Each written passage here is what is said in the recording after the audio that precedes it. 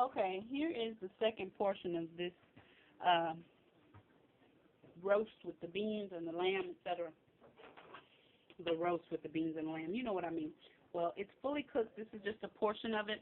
It could cook for maybe just the duration of the beans, which only need cooking for about 20 minutes because remember, like I said earlier, I had already pre-soaked them.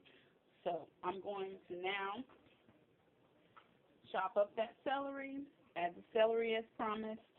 I have one pimento pepper that I've diced up. I took out of the garden. This is not a spicy pepper whatsoever. This is pimento. It's, think, sweet, small red bell pepper. It's along those lines. You could give it to a toddler. There's absolutely no spice, so don't go grabbing a habanero or a jalapeno and then blame me because it's too hot. This is a pimento pepper from the garden. And I just want that mainly for color and a touch of added flavor. And then again, the basil I'm going to put in at the very end. Now all I've done, I've started breaking down the meat, and I'm going to break it down even further.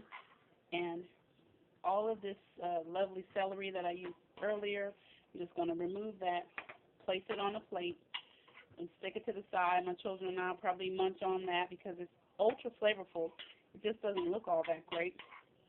And I'm going to take them out so that I can also have additional space for my beans and the rest of the broth. Now, this basil is not so bad. I think I'll go ahead and take it out anyway just because it's done its job. So I'll remove that, break down the meat just a little further. Let me show you what it looks like. It's very, very tasty. And like I said, it's fork tender.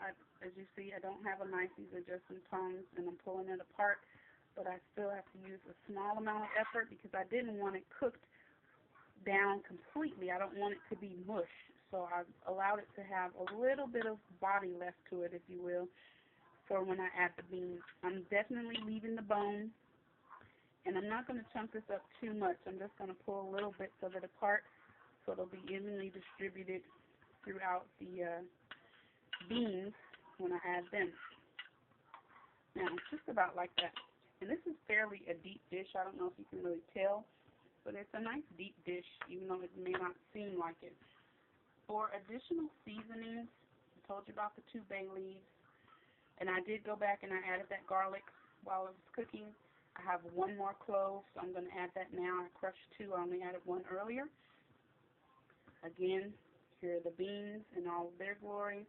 This is 15 beans. You can find this in the bag in almost any grocery store. I rinse them, soak them, drain them, soak them again. So this was in the 3rd or 4th soak, and I keep the juice from the very last soak because at that point they're clean, and it's just, I like to keep as many nutrients as possible with it. So I'll add these in and just make sure they're all covered with liquid. And I'm also going to add some additional seasonings. I have some smoked salt, some Himalayan pink sea salt, some dried oregano, garlic and onion powder, and that's what I'm going to add because I don't want them overly salty, but I am adding quite a bit of tomato sauce to it, so that will dilute some of the flavor. And I'm going to add the rest of the vegetable broth. Actually, I think I'm not going to even add the rest of the vegetable broth.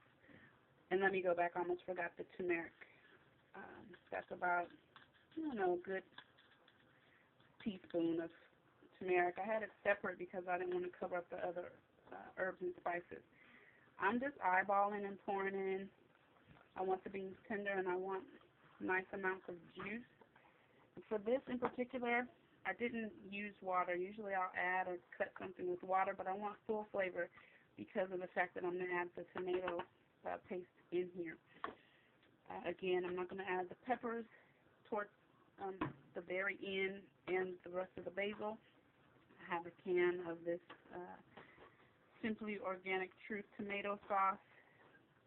I'm going to add that right now.